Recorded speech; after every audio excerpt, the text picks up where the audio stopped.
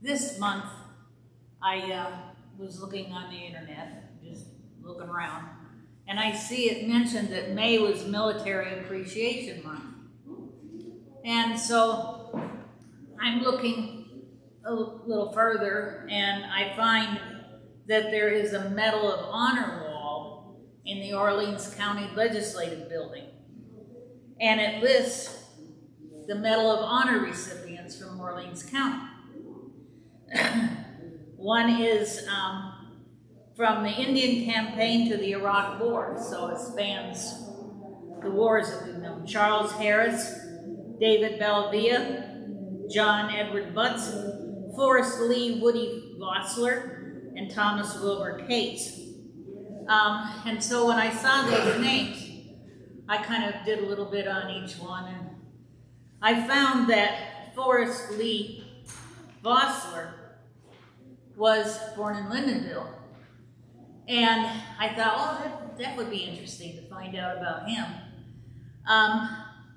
He was born July 29th, 1923 in Lyndonville. At age 8, with his parents and 2 sisters and a brother, the family moved to Avon and later to Livonia, where Woody attended high school. At 6'3", he was somewhat accomplished as a basketball player. He developed a sense of duty and honor as a Boy Scout, earning his Star Scout Award, but falling short in his efforts to become an Eagle Scout. Those early experiences shaped much of his personality. Following graduation in 1941, Woody continued with scouting as an assistant scoutmaster for his troop. When the war was declared, December 1941, Woody was 18 years old and working as a drill press operator for the Rochester Products Division of General Motors. Over the following months, he watched with interest as several of his older friends were drafted into service. And following his 19th birthday, decided he wanted to volunteer to follow also. At the time, however, only young men over 21 were being drafted. And Woody had to obtain his father's signature before visiting the Army Air Force recruiter to enlist for pilot training. This he did, joining the Army in Rochester on October 8th, 1942. Woody found his dreams of piloting an Army bomber overly optimistic. On the initial pilot qualification tests were substandard.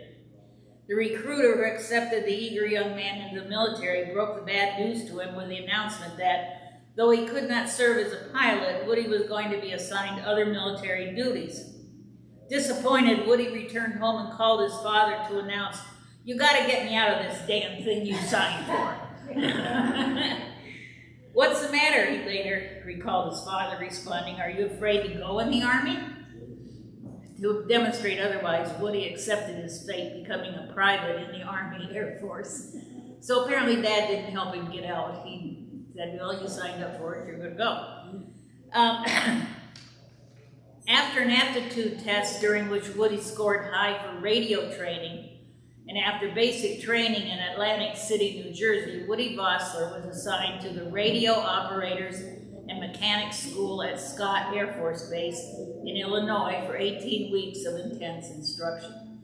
So that's where he got his training as a radio operator. Woody did very well at the radio training, was promoted to private first class March 4th, 1943, and then to sergeant on March 24th, while still undergoing classes. He met all requirements but one in order to become a radio man on an Air Force bomber. Every man of a bomber crew was a gunner. Following specialty training with flexible gunnery school, Woody's future appeared to keep him on the ground, perhaps sheltered in an aircraft control tower. He later recalled, "Because of my height, 6 feet 3 inches, I couldn't get into flying status. The limit at the time was 72 inches, so when I got back to take the physical to get into flying, I didn't really have much hope of making it because of my height limitation." I happened to arrive there at noon hour, and I was waiting. Everybody went to lunch. All the officers and doctors were at lunch, and I had to sit there in my shorts waiting for them to come back. I noticed that the height and weight man had brought a box lunch and he was eating it instead of going out with the rest. I walked over to him and said, "You measure the height and weight?" He said, "Yes, I do." "I've got a $5 bill here if you put down 72 inches on the form." He said, "You're on." I handed him the $5 and I'm on my way to Arlington, Texas. I got to Arlington, Texas, and I was going to get another physical. They gave you a physical every time you moved. I bumped my head going in to get the physical. There was a captain standing there. He said, "Just a minute, Sergeant, come over here. How the heck did you get down here? I've seen hundreds of people go through this door and they don't bump their heads if they're under 6 feet. I told him the story. He made me get up on the scales and got the height down. They finally recorded it as 6 feet 1.5 inches. He sat down and said, "I don't know." I said, "I'll tell you, sir, what I'm going to do. I'm not going to bribe you. I know better than that." He laughed and said, "You really want it, don't you?" I said, "I certainly do." He said, "I'll tell you what I'm going to do. I'm going to give you a crack at it. The only reason we limit the height is because we think you can't get in the turrets and you must be able to do all the positions on the ship. If you can do them somehow, more power to you. If you can't, you're going to wash out anyway. But you're welcome to try." So Woody did try. He recalled, because of my height, 6 feet 3 inches, I couldn't get into flying status. The limit was 72 inches. I happened to arrive at the training school at noon hour, and I was waiting. Everybody went to lunch. All the officers and doctors were at lunch. I walked over to the man there and I said, "You measure the height and weight?" He said, "Yes, I do." I said, "I've got a $5 bill." So that's where he started talking to the guy, giving him a $5 bill if he would let him in.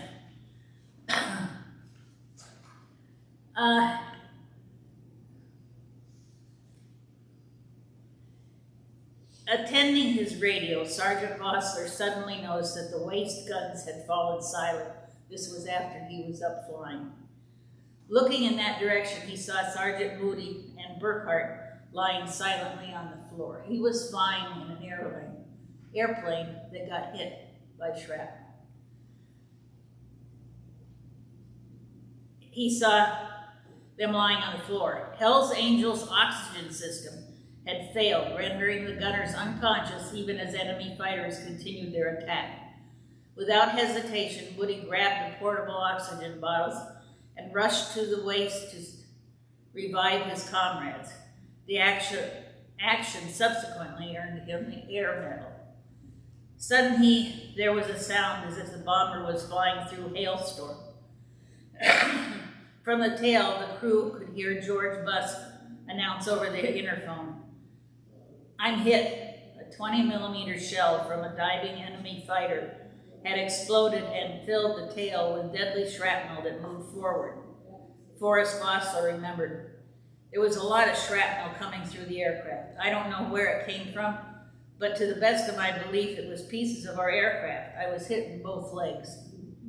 I stood there for a few moments, terribly scared. I could also feel the blood flowing down my legs. Several things went through my mind. One of them was that there was no question about my getting the Purple Heart. My next thought was that this is a very serious business I'm in, and I've got to do something to protect myself, or I'm not going to make it. So I immediately sat down in my chair at the radio desk to try to avoid being hit again. I figured I got an armor-plated chair and it's curled up around my back. As I sat there contemplating my next move, I thought how silly my actions were, because I didn't know where the next bullets were going to come from. I had to have the chair facing the right direction or this wasn't going to work. It wasn't going to stop any bullets. So I figured if this is the way it's going to be, at least I'm going to die standing up and I'll be doing my job. I might as well just get up, and because I'm not going to protect myself with this chair, this is stupid. Opening the radio hatch, Sergeant Vosler found his most difficult task in choosing which enemy fighter to engage first. It seemed indeed that the entire Luftwaffe had painted a bullseye on the Jersey Bounce Jr. his plane. So the battle goes on. He hits an enemy fighter. As the stricken enemy fighter dove earthward ahead of a trailing plume of smoke, Vosler pulled his goggles over his eyes and scanned the heavens for more targets. Almost immediately, the goggles fogged up, forcing him to push them back on his forehead. It was a fateful action, for at that moment, an incoming 20-millimeter shell slid the opposite direction down the side of his flex-held 50 to strike the breech and explode. Vosler fell back, blood streaming from scores of openings in his shredded flight suit. "They're not playing the game right, hitting a guy in the eyes," Vosler recalled as being his first thought in the horrible moment. "I couldn't see well, but when I moved my hand down to my chest where I'd been hit, I was trying to open my jacket to find out how badly. I noticed my hand was shaking. I couldn't control it. Then I reached up and dragged my hand across my face to see if there was blood, and when I looked at my hand, it was covered with blood. The shell fragments had damaged the retina in my right eye, and I was seeing blood streaming down the retina inside my eye, thinking it was on the outside. So my natural feeling was that I had lost the whole side of my face. I thought, I only have half a face. I became extremely concerned, and I was out of control, really. Obviously, I wasn't going to have a chance to get out of this thing now. I knew I was going to die. I knew my life was coming to an end. The fear was so intense, it's indescribable. The terror you feel when you realize you're going to die and there's nothing you can do about it. So I started to lose control, and I knew then that I was either going to go completely berserk and be lost, or do something else would happen. And a strange thing did happen. I lived every day of my life. I relived my whole life, day by day, for 20 years. It put everything in perspective. For the first time, I realized what a wonderful, wonderful life I had. There was only a few days in my whole life that I had, and I asked God to forgive me for those bad days and thanked Him for all the many wonderful days He'd given me. I'm not going to ask you for any more days. It's been too nice. Take me, God. I'm ready. I became very content, very calm, very collected. I no longer feared death, which is a terrible thing to fear. And I slowly realized if God didn't want to take me at that particular point, then I had to go on and do the best things I could. Forrest Vosler was indeed hit bad. Besides major wounds in his chest and hand, smaller shrapnel wounds were evident elsewhere. Ed Ruppel recalled he was shrapnel from his forehead to his knees, everywhere. There was blood all over him, coming from all those little shrapnel cuts. There was no place where you could put your hand and stop the blood. I knew he was hit bad in the eyes too, because I could see the white stuff running down below one eye onto his chin. It was the wounds to the eyes that bothered Forrest Vosler the most, not only for the sheer horror of being in the battle of his life and unable to see clearly, but because he still believed he had lost half his face and was permanently disfigured. Having confronted the prospect of death and making peace with it, and then realizing that perhaps he was going to live after all, he set himself to the task of preparing his radio. Training took over as he undoubtedly recalled the admonition from the radio school. A day will come in combat when the job of getting home is up to the radio operator. In the cockpit, the bomber's instrument panel had been knocked out after 2 direct hits. We couldn't tell whether we were flying sideways, upside down, or backwards, or what. So we hit the deck and started to come home that way. Lieutenant Henderson was flying so low that his bomber was now subject to small arms fire from the ground. It was largely ineffective. It was obvious that the battered bomber, struggling along only 2 engines and shredded from nose to tail, would never make it back to England. Priority now became staying airborne long enough to cross the hostile coastline and reach the North Sea. The pilot ordered all unnecessary equipment jettisoned to lighten the load and increase that prospect. Struggling against his pain and unable to see the radio clearly, Vosler got on the interphone to advise the cockpit that he would transmit an SOS as soon as Jersey bombs reached the water beyond enemy territory. Lieutenant Henderson replied, "I think you better send it now." Thinking with unusual clarity despite all he'd been through, Forrest responded, "Sir, let me know when we're going down and I'll send the SOS. When you can't keep the aircraft airborne, let me know. In the meantime, you keep it up. Let's not break radio silence." Meanwhile, the rest of the crew continued to throw out anything not critical to their survival. The worthless tail guns went out the back. The waist guns followed, cans of unexpended ammunition, tools, anything that added extra weight. As Bill Simpkinson scoured Jersey bounce for unnecessary weight, he passed the radio room where Forrest stood ready to do his job. He had his back turned to me and was standing up working at the radio. I looked him right in the face and saw there was stuff dribbling down his right cheek. He was in a daze, groggy, visibly shook. He wasn't normal. "As we're throwing things out, you're throwing everything else overboard." "Well, why don't you throw me overboard? I'm just some extra pounds. Throw me out too." And he meant it. I didn't make him real seriously, even though I knew he was getting serious about it. At no moment during the desperate race to the sea did any other sergeant, other than Sergeant Vosler, consider the wounded radio man extra pounds, though they did remove and jettison his shoes, which I resented. I figured if we landed on land, how was I going to walk barefoot? Near the coastline, the low-flying bomber picked up more flak, but all of it exploded at a safe distance. Minutes later, Lieutenant Henderson looked down to see nothing but white-capped waves beneath him. Jersey bounce had somehow reached the North Sea. A single unexpected enemy fighter stood between the now unarmed bomber and the last race for shelter. Fortunately, the Me-109 chose to attack the nose, where Lieutenant Moncrief had not yet jettisoned his flex gun at the bombardier station. It was the only remaining weapon on the bomber, but it was the right place at the right moment. He fired a burst that sent the fighter scattering, then disassembled his gun and dropped it into the turbulent waters below. At first there was no transmission, but keeping his mind clear and remembering his training, Vosler quickly located the problem, a loose connection in the transmitter key. He couldn't see clearly enough himself to make the repairs, but calmly gave instructions to the men who now huddled around him in the radio room. I sent the SOS out at different speeds, and I got an immediate response from England. They received my message and asked me to give a holding signal for 20 to 30 seconds while they shot a true bearing on me. I responded and gave them the signal, and gave a receipt on that one. They said they had my course and asked me to transmit every 10 to 15 minutes so that later they could correct their bearings. Vosler maintained his composure, sending out 2 or 3 more signals at the appointed intervals until almost half an hour had passed, and the Jersey bounce was only 60 miles from the coast of England.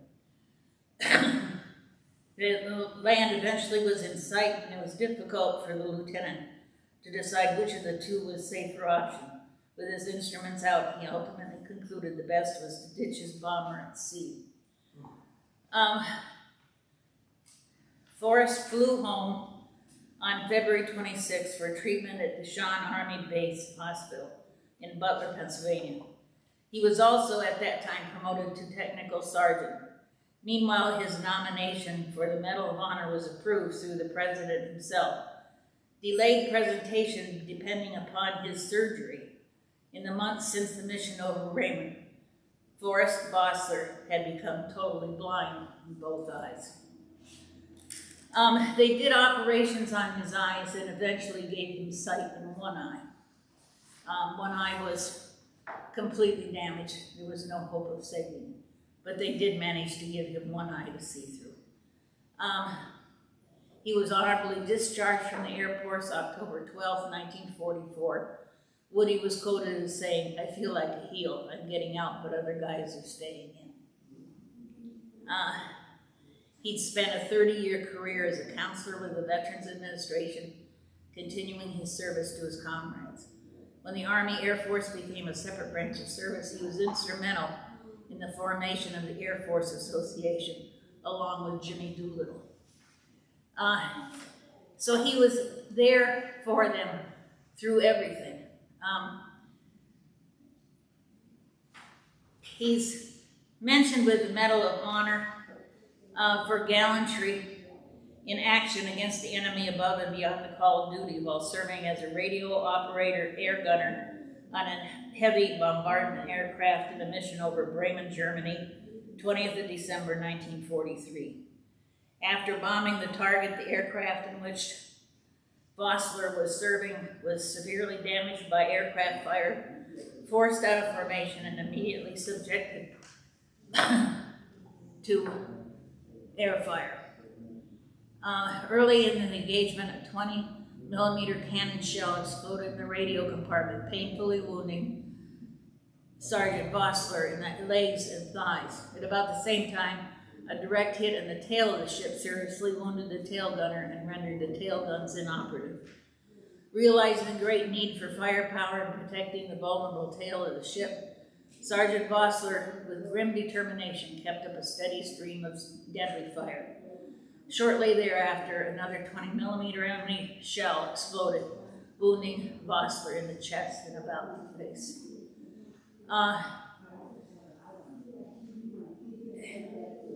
As I said, May is Military Appreciation Month, and in seeing that, how can we not look at Sergeant Vosler as our hometown hero? He definitely was a man devoted to the service and went above and beyond duty. Sergeant Forrest Lee Vosler was honored at Saturday's Syracuse University football game at Clemson. At every home game, the Syracuse University Athletics Department and the Office of Veteran and Military Affairs honor a hometown hero and their family, realizing their service and sacrifice to the nation and Central New York. This was November 19th, 2015. Vosler was born in Lindenville, and it goes on to tell that he was flying in the Jersey Bounce Jr. President Franklin Delano Roosevelt awarded the Medal of Honor to Technical Sergeant Vosler in the Oval Office on August 31st, 1944. For his actions over Bremen, Germany. Vosler was hit twice after taking the place of one of the plane's gunners. Despite many injuries to his legs, arms, and eyes, he managed to tend to the wounded tail gunner, repair the damaged radio equipment, and send a distress signal before the aircraft crashed into the North Sea. Vosler was discharged from the Army Air Force following numerous surgeries and extended stays in 9 hospitals. He matriculated at Syracuse University in the spring of 1945. While at Syracuse, he met and married his wife, Virginia Slack, a Kappa Delta and liberal arts graduate of the class of 45. They raised 4 children in Central New York: Stephen, Jeffrey, Sandra, and Susan. Despite being named the Army Air Force greatest hero of World War II, Vosler's combat injuries to his eyes made it difficult for him to study. He had trouble reading because he could only see shapes and shades and required additional surgeries. He persisted for 17 years, dropping in and out of school, trying to earn the Syracuse University degree he so dearly wanted. But his injuries prevented him from completing the Syracuse University degree. Vosler passed away on February 17, 1992, with an unseen dream not fulfilled. Technical Sergeant Forrest Vosler's unseen dream became reality 70 years later. On November 13, 2015, Syracuse University awarded Forrest Vosler an Associate's degree of Arts, thus making him Syracuse University alumni, class of 2015. The Chancellor and the university great and NFL Hall of Famer Floyd Little honored Vosler by presenting his son Stephen and his wife Karen with the game ball. So he was still remembered. And